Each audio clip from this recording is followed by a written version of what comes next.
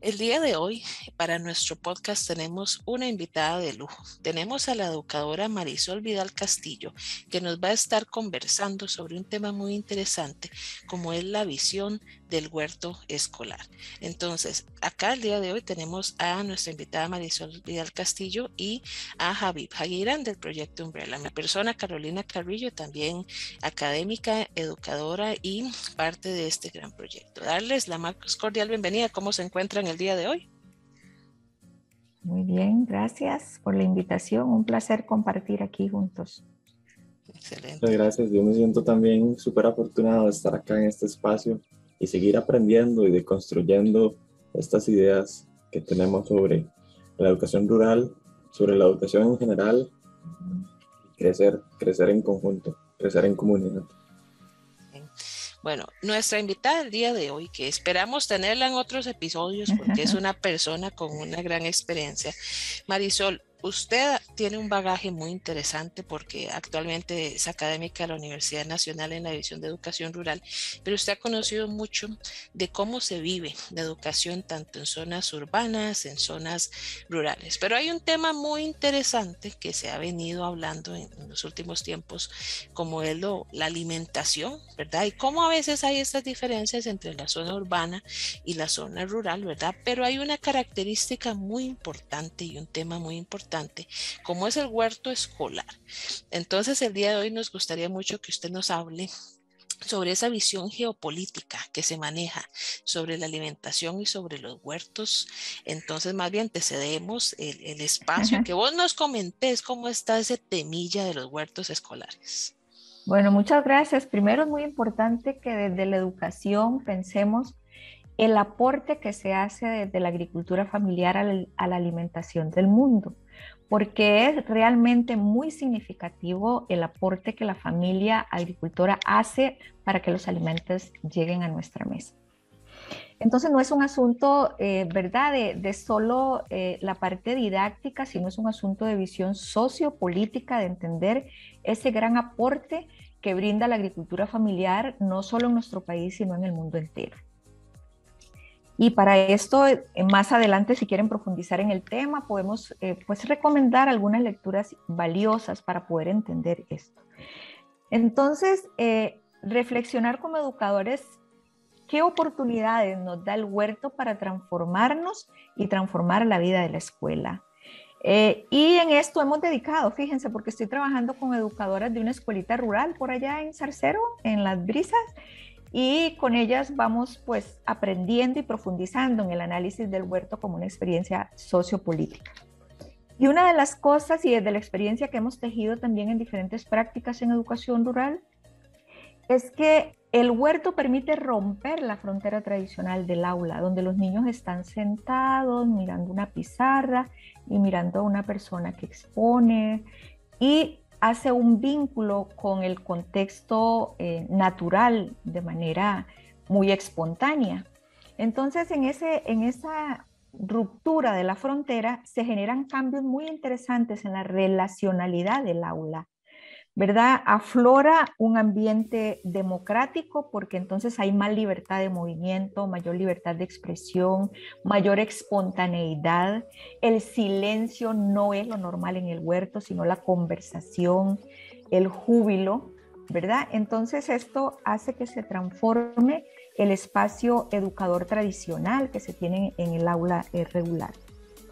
Lo otro es que nosotros hemos notado que se democratiza el poder, porque fíjense que hemos notado que en el huerto a veces el maestro es una niña o un niño de una familia que tiene un nivel de experticia mayor que lo que podemos tener nosotros como educadores, educadoras.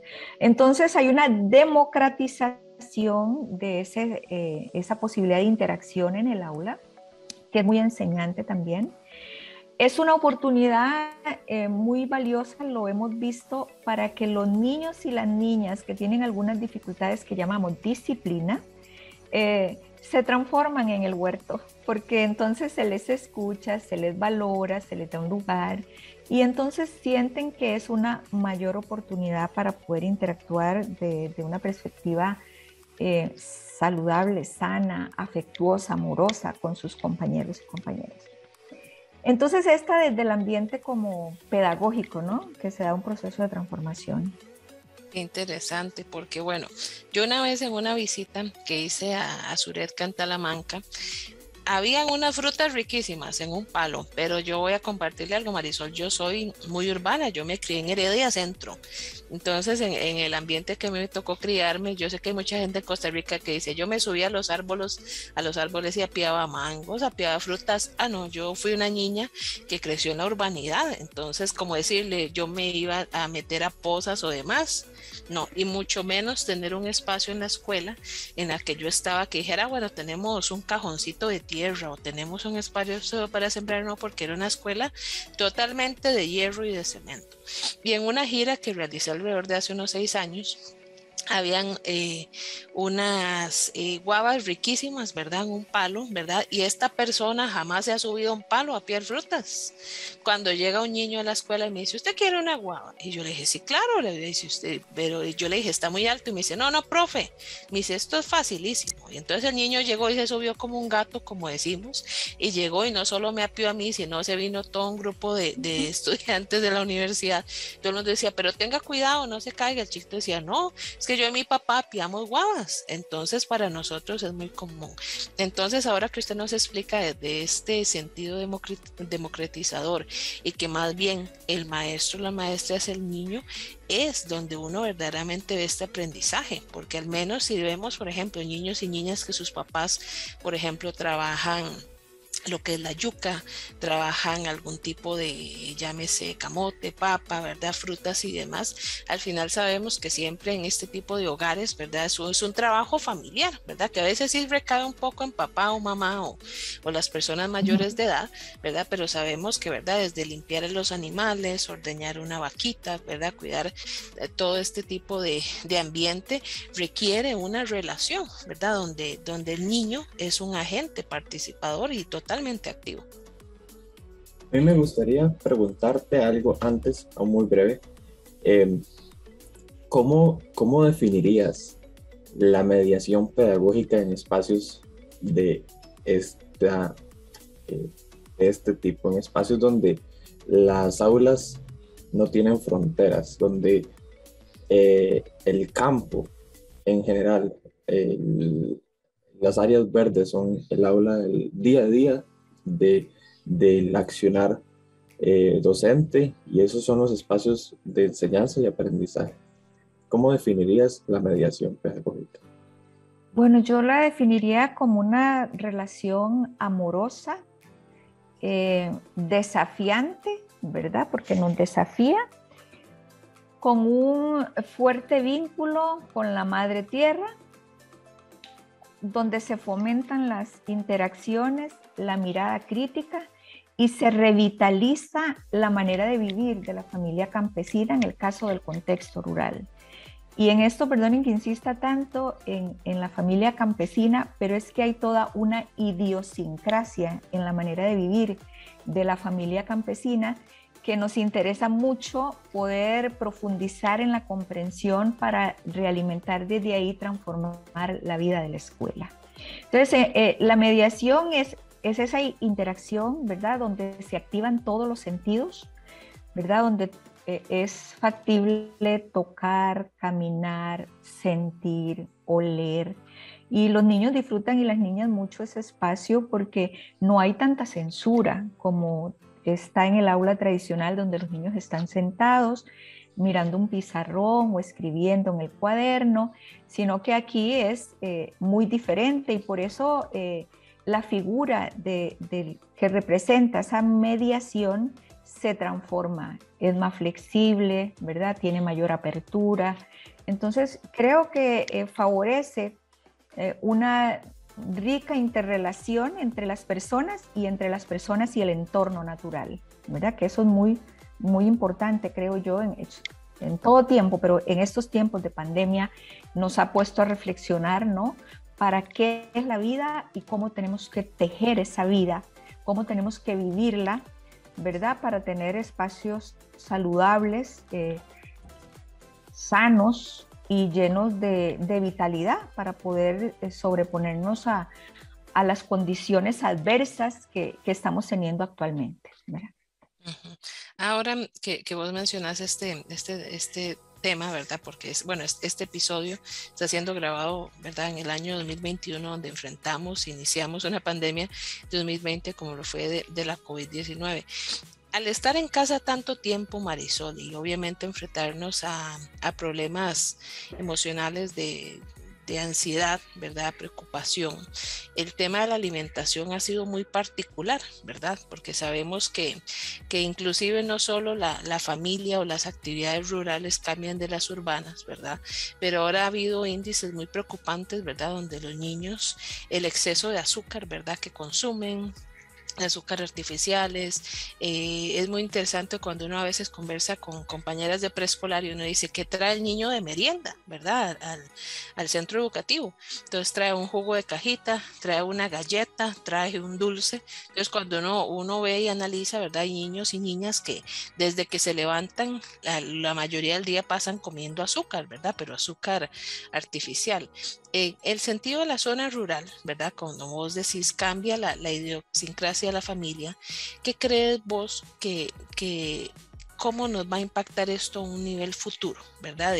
¿Vos crees que en algún momento se pueda perder o estará en riesgo esta idiosincrasia de la familia que practica la agricultura, ¿verdad? En familias de la zona rural, o más bien vos crees que todavía haya chance de ir reformando, ¿verdad? Por medio de las escuelas, ¿verdad? La alimentación en zonas más urbanas. ¿Cómo ves vos esta perspectiva de qué tanto se puede balancear de un lado o del otro? Bueno, fíjense que yo creo que este escenario de crisis multidimensional, porque yo creo que no solo es una crisis sanitaria, es una crisis política, es una crisis económica y me animo a decir que también espiritual, es multidimensional.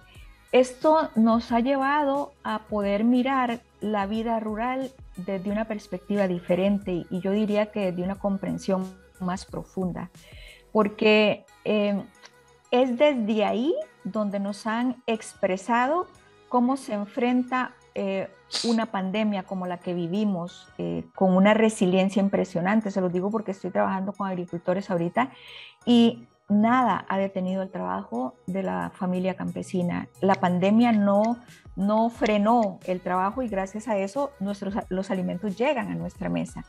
Pero también es ese sentido de la vida. En la adversidad emerge la solidaridad, porque a pesar de que estábamos viviendo, digamos, esta crisis y donde habían restricciones, fíjense que nunca yo he sentido rechazo en la parcela agrícola donde fuimos a trabajar en plena pandemia, porque nuestro proyecto no se detuvo. Para poder tener legitimidad con los agricultores, teníamos que acompañarlos en ese trabajo con prudencia y respetando las medidas y todo, pero diciéndoles, aquí está la universidad necesaria caminando junto a ustedes. Y nosotros nunca sentimos rechazo, sino más bien como una acogida de que estamos aquí para enfrentar esta adversidad de manera conjunta, compartiendo alientos, también temores, por supuesto, ¿verdad? Pero yo creo que la vida es eso. Entonces yo veo, fíjense que esta pandemia nos ha permitido mirar el mundo rural y resignificarlo, revitalizarlo en el sentido de que cobra mayor valor esa manera de vivir, esa manera de cómo se distribuye la vida en ese territorio, cómo es la infraestructura de la casa, de la familia, donde el corredor no puede faltar, porque es ese vínculo que me acerca a los otros, ¿no? El huerto cerca de mi casa, porque es lo que garantiza que podamos comer de manera saludable y disfrutar de poder compartir eso. El vínculo y pensar en los otros seres vivos que necesitan también del cuidado de todos en nosotros, en el manejo responsable de agrotóxicos, ¿verdad? Por ejemplo, y por eso estamos trabajando desde nuestro proyecto el planteamiento de la agroecología, que esto tiene que ver no solo con la manera en que vivimos en las comunidades rurales, sino cuál es el sentido de la vida desde el mundo rural, cómo se teje la vida en el mundo rural y cómo tenemos que rediseñar la escuela para el mundo rural, porque creemos que es desde ahí donde vamos a lograr mayor pertinencia, mayor sentido. Los valores que hemos visto como la austeridad, la solidaridad, la convivencia, son valores que están muy ausentes en otros escenarios, donde en otros escenarios es muy normal el consumo excesivo, por ejemplo, ¿no? En el mundo rural es mucho la austeridad, bueno, por las razones de limitaciones económicas, pero no solo eso, es que es un sentido de vida diferente. Y en eso yo creo que nosotros tenemos que aprender, ¿no? Para poder lograr procesos educadores en mayor diálogo con los territorios, con mayor escucha. La vida académica tiene que ser más humilde para poder aprender, y en el caso de la escuela rural, tener mayor apertura para lograr una pertinencia curricular. Y esa manera de vivir, ese sentido de la vida, cómo permea la vida de la escuela, cómo transforma el currículo, cómo transforma la convivencia y cómo se fortalece el vínculo escuela, familia, comunidad, que nos parece que ese es el gran desafío que tenemos nosotros desde la Universidad Necesaria. Muy bien, y muy de acuerdo, porque al final, Marisol, cuando el trabajo académico que se realiza, sin importar de dónde se realice, muchas veces no es ir a una comunidad con una lupa, ¿verdad? Y ver cómo funcionan los actores, ¿verdad? O las actrices de una zona, pero es ir, involucrarse, escucharlos, el aprender. Me gustaría mucho que tal vez que nos cuentes una anécdota, ¿verdad? De porque vos has tenido muchas fases desde educadora, asesora en el MEV, ahora como académica en la Universidad Nacional, pero ¿alguna vez te ha tocado ver como ese divorcio, por decirlo así, de personas que van a una zona rural, ¿verdad? Y tal vez no es con la mejor disposición, o cómo has visto vos como esa relación cuando llega un ente académico, ¿verdad? Y quiere llegar, y a veces no hay como, se puede por decir, como tal vez un muro que se topa, pero ¿qué has visto vos, ¿verdad? Desde tus ojos como educadora, como esos, no sé si será, o será un poco atrevido llamarle errores, ¿verdad? O tal vez como un pobre abordaje de cómo ir a una zona rural, ¿verdad? Porque creo que muchas de las personas que puedan escuchar nuestro episodio digan, bueno, qué interesante, ¿verdad? Ir a una zona rural, ir a una escuela, ir a conversar con agricultores, ¿verdad? Pero creo que no es tan fácil como nada más llegar, ir y meterme en una comunidad, ¿verdad? Pero ¿cómo se trabaja ese abordaje, Marisol? Porque yo creo que es muy importante para quienes nos escuchan, ¿verdad? Y digan, bueno, me gustaría hacer un tema de investigación, me gustaría hacer un proyecto, pero ¿cómo llegar, ¿verdad? De una manera humilde a estos centros. Entonces, más bien nos gustaría saber de una anécdota o algo que nos contás de cómo se trabaja, ¿verdad? Y cómo vivir en estas comunidades. Bueno, fíjense que atesoro en mi corazón un momento muy especial porque fue una gira donde me acompañó mi esposo, mi compañero de vida, que ustedes saben que ya partió. Y bueno, en el mundo rural, cuando nosotros teníamos que ir a acompañar práctica, y digo acompañar porque me parece que el nombre hay que cambiarlo, no supervisar, sino acompañar práctica. Y vamos, como antes hacíamos el trabajo de 4x4, como decimos, ¿no? Si no había transporte en bus, como fuera. Entonces iba para Valle de la Estrella y entonces mi compañero de vida me dijo, yo creo que es mejor que no vayas sola, mejor saco vacaciones y vamos. Entonces él se fue conmigo, coordiné con los estudiantes y nos esperaban para poder hacer el recorrido, porque siempre trato de tener una persona acompañante de la comunidad porque son los expertos en el tema, ¿no? de traslados. Y bueno, fuimos a las escuelas en un proceso de acompañamiento con los maestros y las maestras. Y cuando veníamos me dice una de las personas, profe, le voy a enseñar a leer el río. Y le digo yo, ¿cómo? A ver. Me dice, mire la velocidad del agua, mire el color del agua, mire lo que trae el agua. Y ahora apúrese, porque si no, hoy no llega al otro lado.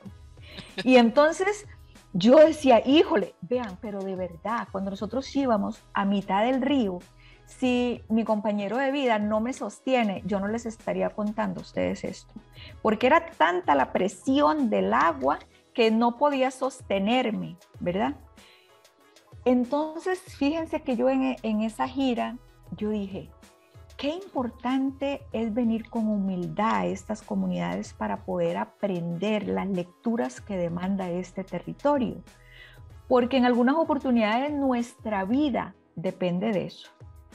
En este caso, era saber leer el río para poder saber si puedo llegar o no, y que de eso depende mi vida también.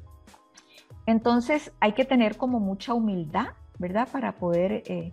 Y otra fue en Bolivia, fíjense, íbamos a una escuela rural por allá, perdón, en Perú, y una de las estudiantes, estábamos a 4.000 metros, y me dice, profe, siento dificultad para respirar, y me dice un señor que iba con nosotros, no se preocupe, profesora, y agarra unas hojitas del camino, las en la mano, ¿verdad? Las revuelve así bien, las aprieta bastante, y le dice, tome, huela esto profundamente, y se sienta un ratito. Y vean, no eran 5 minutos cuando me dice, profe, me siento diferente ya.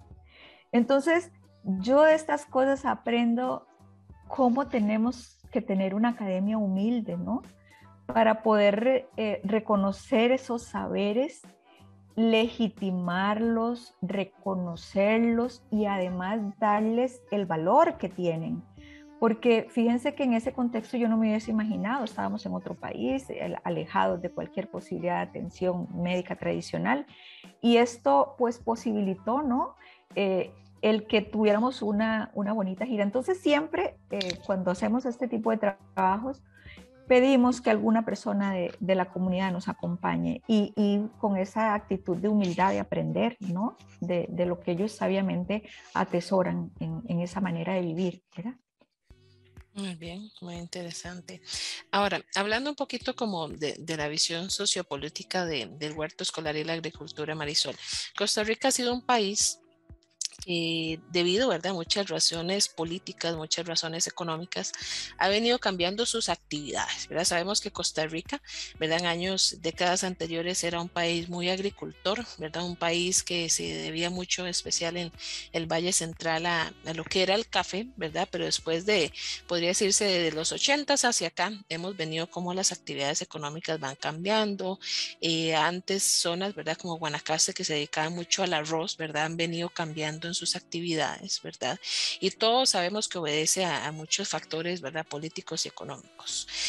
Ahora, ¿verdad?, que Costa Rica, cuando nosotros hablamos de Costa Rica, es un país que se ha dedicado no solo, todavía tenemos la parte de frutas y vegetales y demás, pero sabemos que Costa Rica también se ha ido orientando, ¿verdad?, lo que es tener transnacionales en el país, un país con venta de servicios, ¿verdad? Inclusive, bueno, nosotros, yo y Javid, que somos de la parte de un idioma extranjero como el inglés, ¿verdad? Hemos visto cómo Costa Rica va cambiando sus actividades socioeconómicas, ¿verdad? Vos, desde tu experiencia, ¿verdad?, como educadora y bagaje en las zonas rurales, ¿cómo ves vos estos cambios? ¿Vos crees que en algún momento Costa Rica verdaderamente vaya disminuyendo su actividad, ¿verdad?, de las familias agricultoras? ¿Vos crees que, por supuesto, se tiene que fortalecer más? Pero ¿qué opinas sobre esta transición que ha tenido el país de sus actividades económicas? Porque es muy interesante. Todavía en el plato costarricense, pues bueno, tenemos el arroz, los frijoles, el cafecito, la tortilla, ¿verdad? Y todavía mantenemos muchos aspectos, ¿verdad? Pero también una vida tan rápida, ¿verdad? Y tan severa que nos obliga yo siempre, bueno, con Javi converso de este multitasking, que a veces uno no sabe si el multitasking es, ¿para qué sirve multitasking y para qué uno hacer tantas cosas? Y a veces el cuerpo y la mente como que resienten mucho eso, y como tal vez la hamburguesa vienen por ahí, ¿verdad?, batallando con el arroz y los frijoles y el café. Pero vos ¿qué crees que sea un poco como el escenario que enfrenta nuestro país y las decisiones que haya que tomar respecto a este tema de la alimentación? ¿Y qué Mire, podríamos hacer? Adelante. Sí, ¿y qué podríamos hacer nosotros como docentes y también los espectadores que llegarían a escuchar este podcast? Bueno, miren, para esto yo creo que por eso soy muy defensora de la educación crítica, ¿no? Porque la educación crítica parte de problematizar la realidad, de construir mirada colectiva sobre la vida en esos territorios, y además una fuerte participación y organización comunitaria para ver cómo tenemos que enfrentar los problemas, ¿verdad? Y también demandar gobernanza, ¿no? Entonces, en el caso, fíjense que ahora que se vino esta crisis, lo que yo les decía, que se ha resignificado el mundo y la vida rural, y esto tiene que ver con la vida de la familia campesina, porque hay un manejo de esa territorialidad muy particular. Y por eso también estamos planteando el tema de la agroecología. ¿Cómo es que y qué currículo necesitamos en la escuela para poder ir atendiendo estos temas, ¿verdad? Cuando nosotros pensamos, ¿para qué queremos la educación de Costa Rica? ¿Cuál es el currículo que se demanda en un escenario como el que tenemos de crisis, verdad? Y cómo tenemos que desarrollar el trabajo desde la escuela rural, porque es muy importante tener presente que la escuela rural no solo trabaja para atender a los niños y las niñas, trabaja para atender a la comunidad, a las organizaciones sociales, porque debe ser un centro de pensamiento, la escuela rural, como una organización viva y comprometida con la vida de las comunidades, ¿verdad? Entonces, en esto, fíjense, el tema, nos hemos dedicado a analizar qué pasa entonces en la familia campesina y en el manejo de este territorio. ¿Por qué es importante poder comprender cómo se da ese manejo de ese territorio y qué se hace en ese territorio? Entonces, lo primero es pensar en cómo se distribuye y qué hace la familia desde esa territorialidad. Y una de las preocupaciones que hemos visto en el escenario rural es cómo se va transformando ese escenario con la expansión del monocultivo. ¿Y qué impacto tiene eso en la vida campesina? ¿Verdad? Porque se da lo que algunos autores han llamado una desterritorialización, hay un desplazamiento de las familias. Y una vez que la familia pierde la posibilidad de la tenencia de la tierra, ¿qué pasa con esa familia? Migra. ¿Para dónde migra y en qué condiciones migra esa familia? Entonces, por eso hay que analizar muy a fondo los procesos migratorios de Centroamérica hacia el norte, por qué se dan esos procesos migratorios, ¿no? Pero también de nuestro país, del campo hacia los centros urbanos. ¿Por qué se da ese desplazamiento y qué vínculo existe entre la imposibilidad de la tenencia de la tierra, ¿verdad?, que garantiza el sustento de la familia, y ese desplazamiento? También tenemos que pensar nosotros en qué se está haciendo en este territorio, y por eso yo les he dicho e insistido mucho en formar educadores que ayuden a las comunidades a pensar el sentido de la vida rural. ¿Cómo tenemos que formar para poder pensar y poder dar vida y poder tener una actitud contestataria ante esto que se nos impone en un modelo de sociedad neoliberal, ¿verdad? Entonces, ¿qué actitud tenemos que tener nosotros como educadores y educadoras rurales, ¿verdad? Y cómo tenemos que manejar esa territorialidad. Por ejemplo, fíjense que en el curso que estoy desarrollando ahorita, nosotros estamos revisando cómo está el solar de la familia campesina, porque antes de ese solar salía la olla de carne de la tarde de la casa, ¿verdad? De ese solar salía el alimento de los animalitos, ¿verdad? Y las gallinas andaban por... Entonces, ¿cómo está ese solar? Y si hay que repoblarlo. Pero también estamos planteando la posibilidad de cultivar huertos comunitarios, porque tenemos que pensar en los abuelos y las abuelas del pueblo, en la posibilidad de que ellos sepan que pensamos en ellos, pero no desde una visión asistencialista, sino desde que reconocemos, valoramos y revitalizamos su filosofía de vida. Y entonces, el huerto comunitario es un poco eso, ¿no? Pensar en la madre tierra como la cuna que abriga semillas de alimentos saludables que llegan a nuestra mesa y que permiten que tengamos una vida saludable para tener una convivencia hermosa con los seres que amamos, ¿verdad? Y con el entorno vivo en el cual nosotros convivimos. Entonces, de eso se trata un poco el proceso educativo cuando es un poco concientizador, ¿no? Y por eso en mi caso he insistido y los grupos algunos grupos en los que participo de vida académica, es poder repensar el currículo de la escuela cómo tiene que ser la escuela rural y cómo tiene que ser esa aprendencia en la escuela rural, y por eso hablamos de escuela caminante. Una escuela que se abre y que aprende de la vida, no solo del currículo oficial. No, perdón por mi ignorancia. ¿Qué significa solar? No se preocupe, muy bien. El solar es el espacio donde alrededor de donde está la casa de la familia en el contexto rural. Porque a diferencia de los contextos urbanos, en el escenario rural le está la casa y alrededor un lote, un espacio de territorio donde se ubica la casa. Entonces, en la familia campesina, ese solar estaba lleno de cultivos, estaba lleno de árboles frutales, estaba lleno de especies aromáticas. Entonces en la tarde, que es que siento dolor de oído, sí, vaya, corte tal ramita, venga y hacemos para ver cómo aliviamos ese dolor de oído, ese dolor de estómago. Es decir, hay una manera de vida de ese vínculo con todo el entorno vivo y cómo eso tiene que ver con una salud física y espiritual, ¿verdad? Muy bien, excelente, Marisol.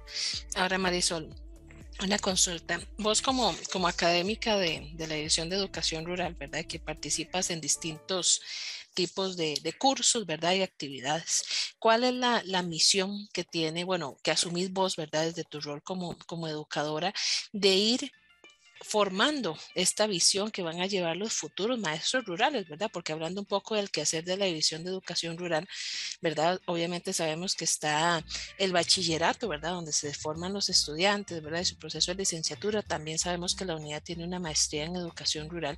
Pero ¿cuál es ese rol que vos asumís como académica, ¿verdad? Porque sabemos que hay muchos estudiantes que son de zonas rurales y ellos mismos, ¿verdad? Yo sé que la apuesta es que ojalá ellos mismos puedan ser los educadores de sus propias comunidades, ¿verdad? Pero ¿qué trabajo, verdad, se lleva o llevas vos como formadora, verdad, hacia estas personas, verdad, que ellos quieren llegar y ser el maestro o la maestra en estas comunidades? Bueno, fíjense que yo creo que hay que como de ir descolonizando la manera en cómo uno hace el trabajo que se propone con la... En mi caso me ayudó mucho, fíjense, el último proceso formador donde tuve en mi doctorado, donde tuve una experiencia que nos ayudó a pensar en cómo construirnos una comunidad de aprendizaje donde se comparten afectos, donde se reconoce el conflicto como una manera de convivencia que tenemos que aprender a manejar de manera inteligente, donde reconocimos que había que hacer universidad caminante y no solo nacional, sino continental, ¿verdad? Y eso lo vivimos desde esa experiencia de doctorado. Y también aprender a dar validez al saber de los otros, en este caso de la familia campesina, de esa territorialidad rural, ¿verdad?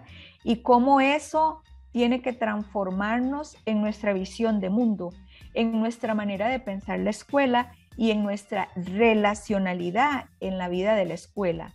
En el caso, fíjense, del aula universitaria, yo creo que tenemos que hacer un esfuerzo supremo para no solo estudiar teorías, sino en vivir una praxis. Y eso significa poder cambiar nuestro rol. Y en mi caso he propuesto constituir comunidades de aprendizaje.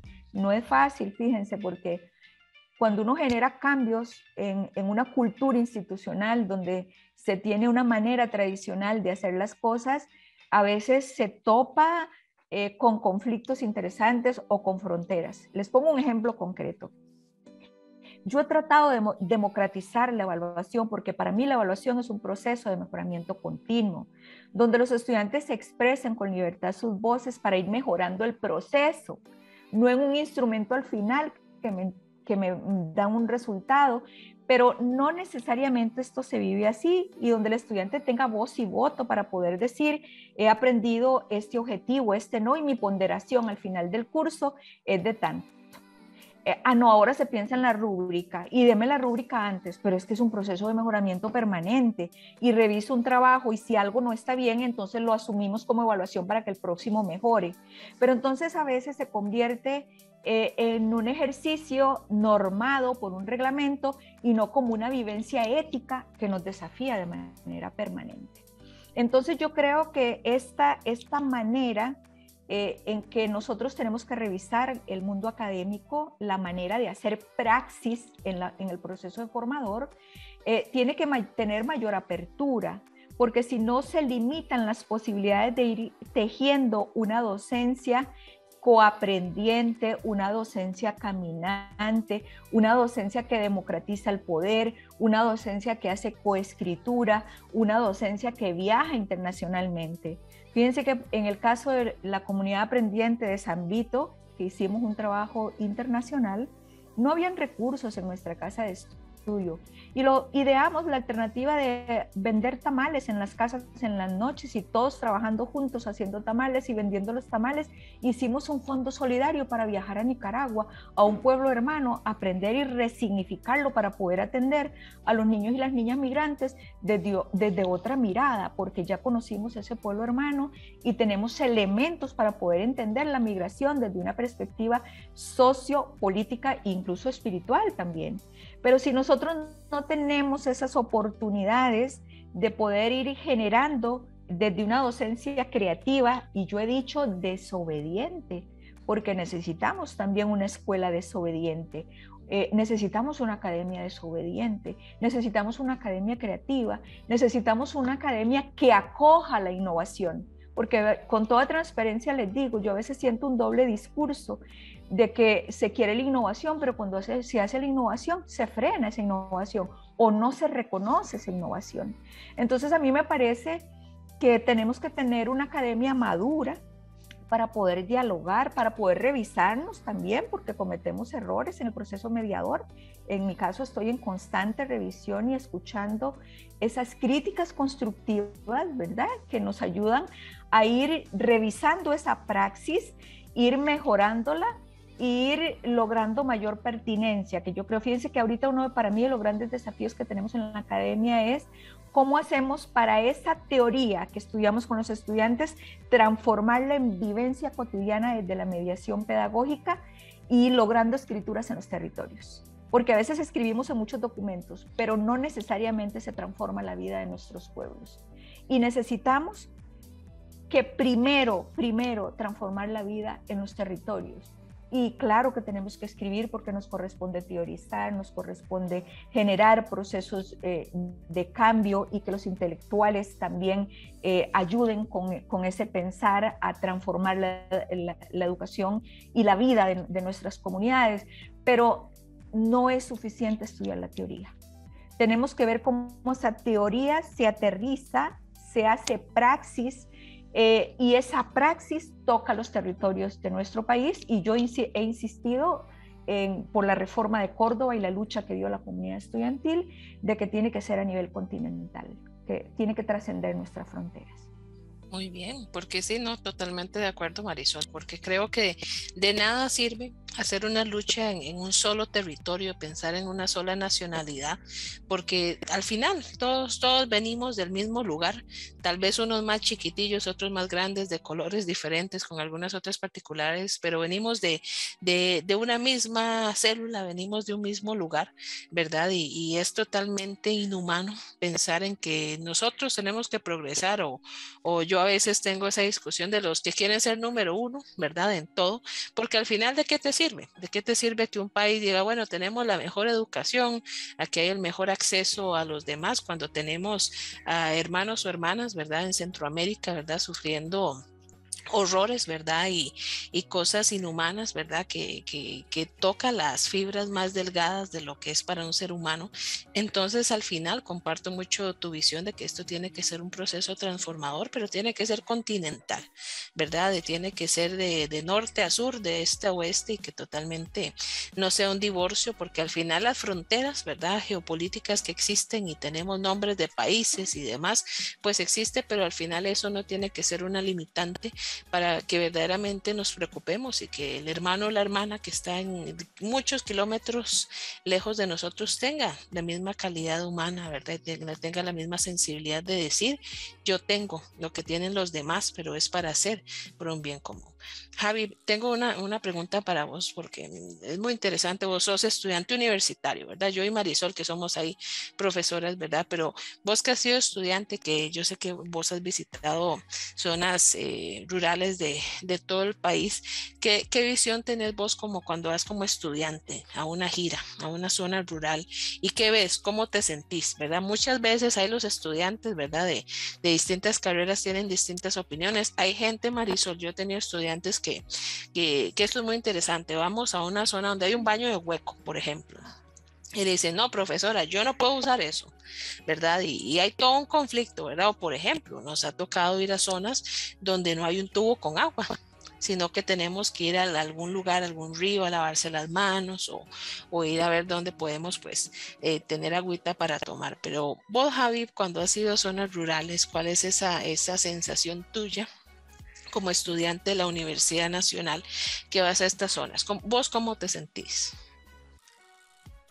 Ahora escuchando a la profe Marisol me genera mucho conflicto hacia mí propiamente, porque pienso que la única forma para yo aprender, para yo conocer, es saliendo de acá, ahorita estoy en mi casa porque por la virtualidad, pero no logro crear esa transición, esa salirme de lo que es la teoría, porque si ahorita solamente tengo acceso a la teoría, a los textos que encuentro en internet, y ahorita podemos pedirle a la profe Marisol que nos comparta de esos textos, que sean acordes y que creas que sí sean de valor para poder generar un poco más de sensibilización solamente por el momento de la teoría.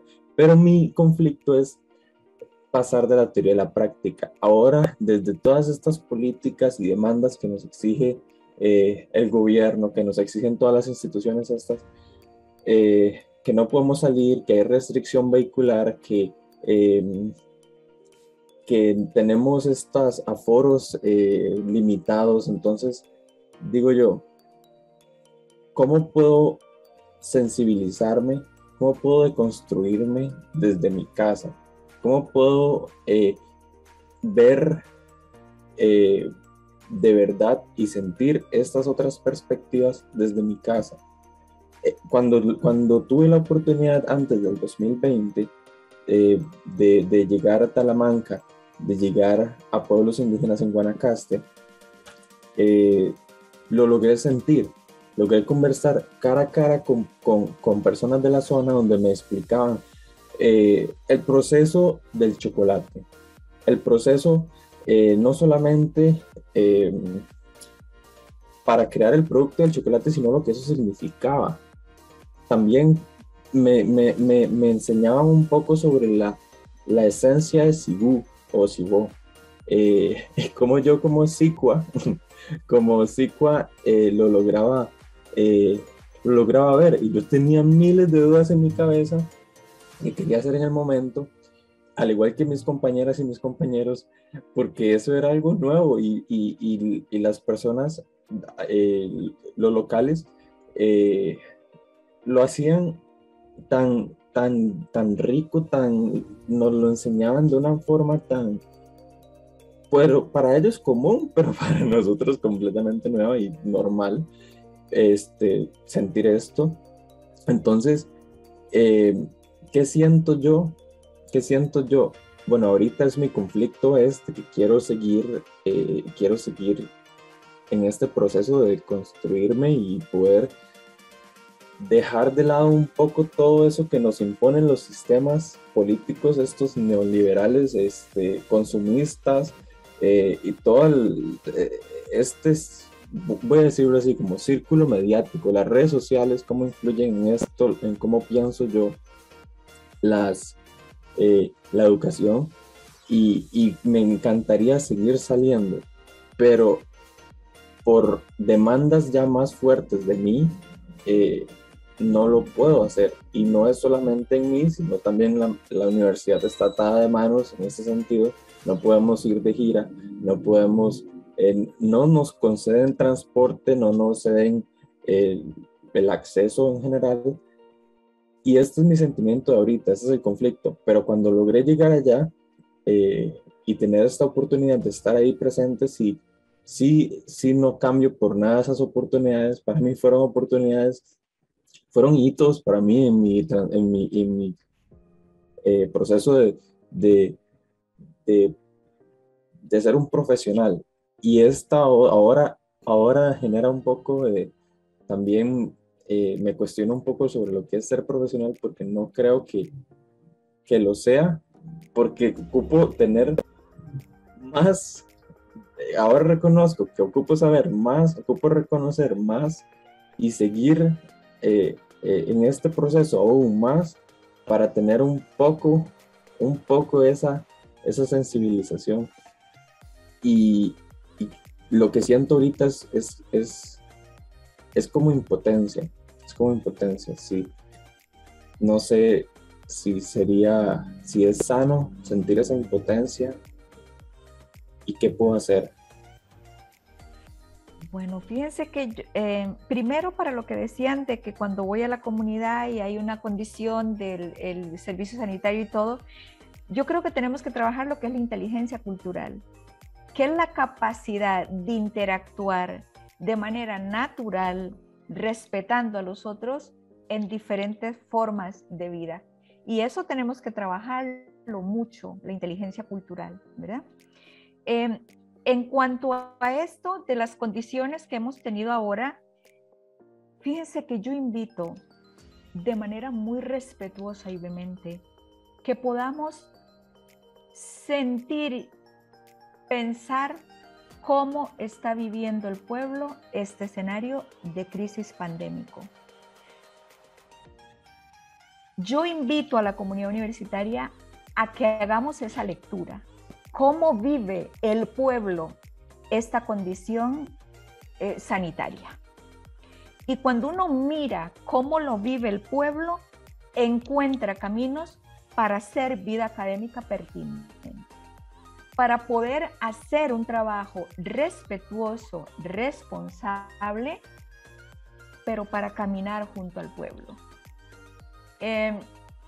Fíjense que ahorita, por ejemplo, y por eso visité hace 2 semanas saliendo de una cirugía que yo tuve, visité las educadoras de la escuela donde yo estoy trabajando.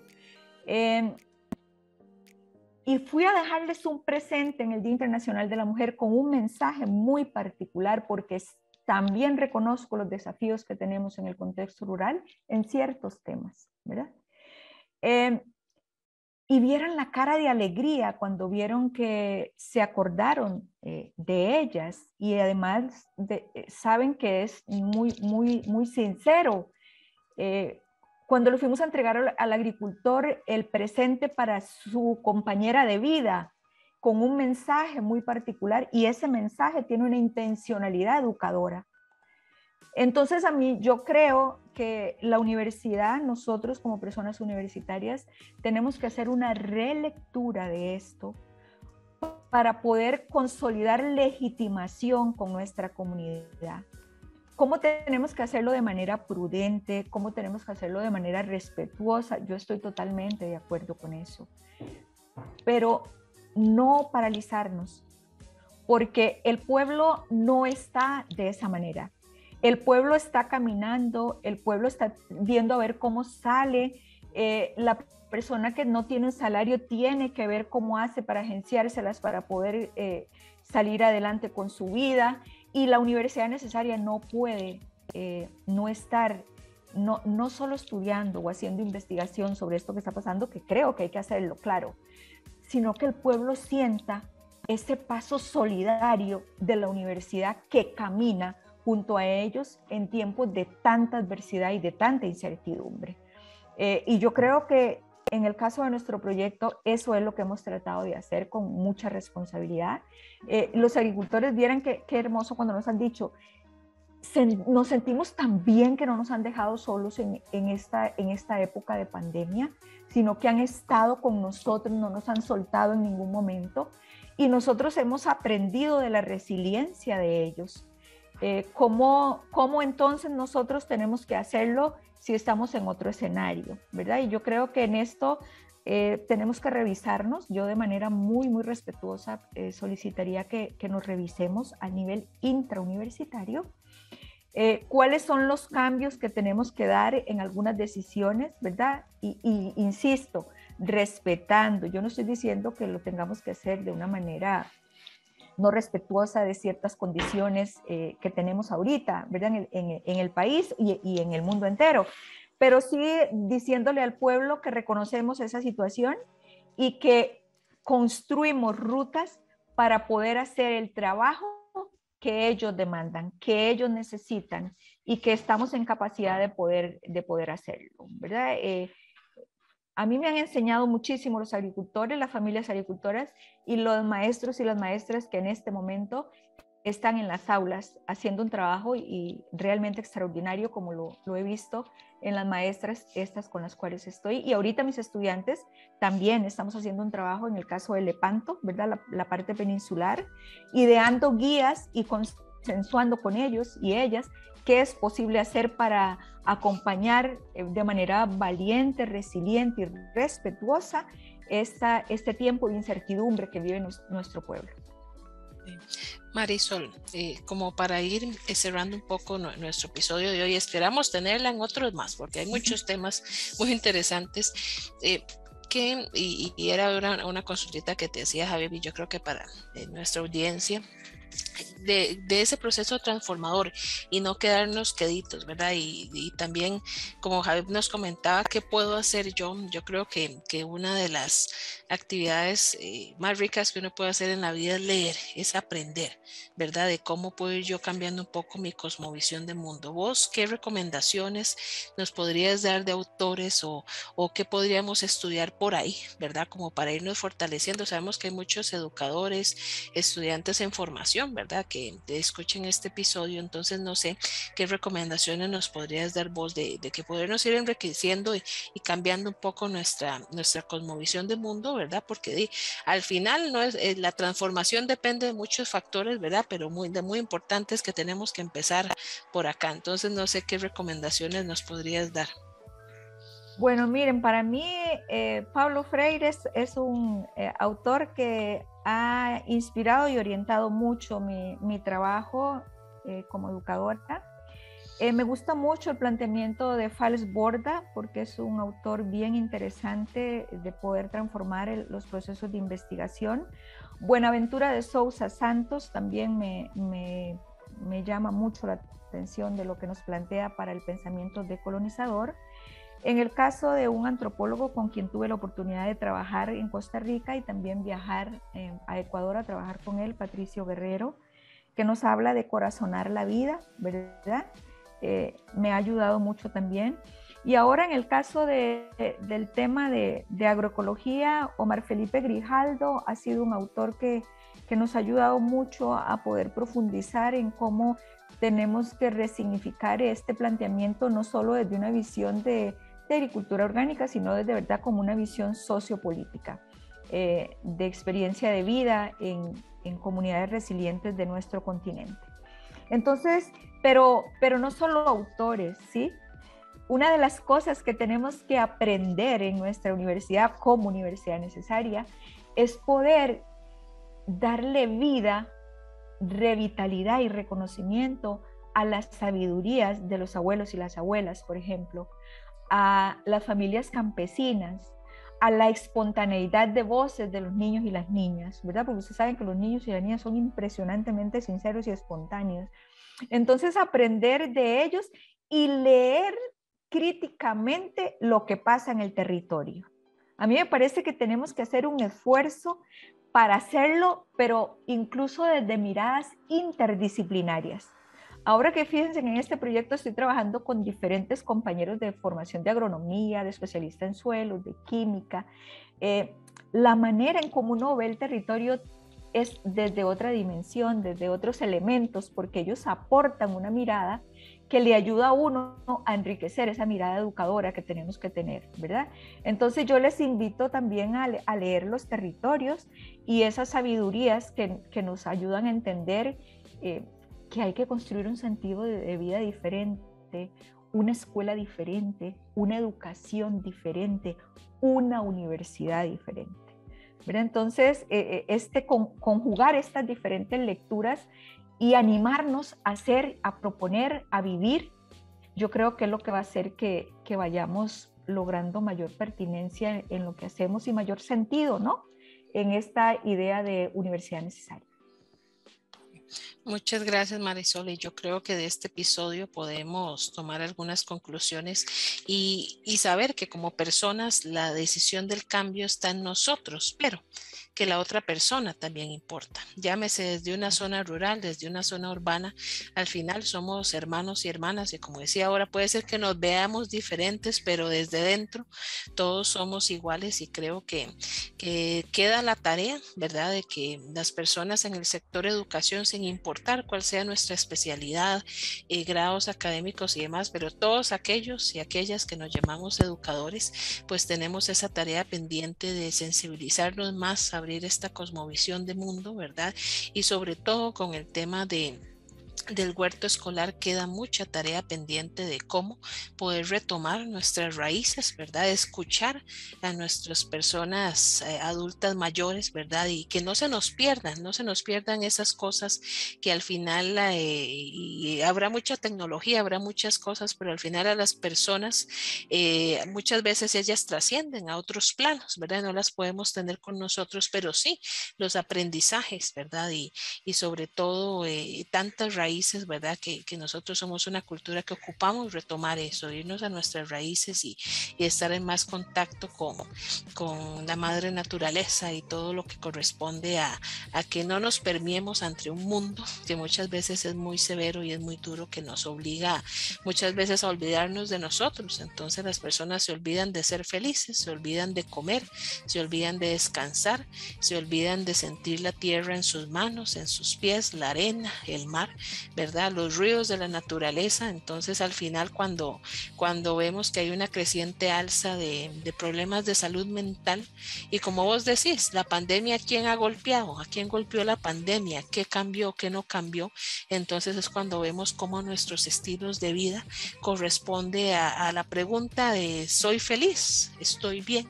¿Verdad? Entonces yo creo que más bien las zonas rurales son las que nos invitan a replantearnos el tipo de vida y humanidad que estamos teniendo.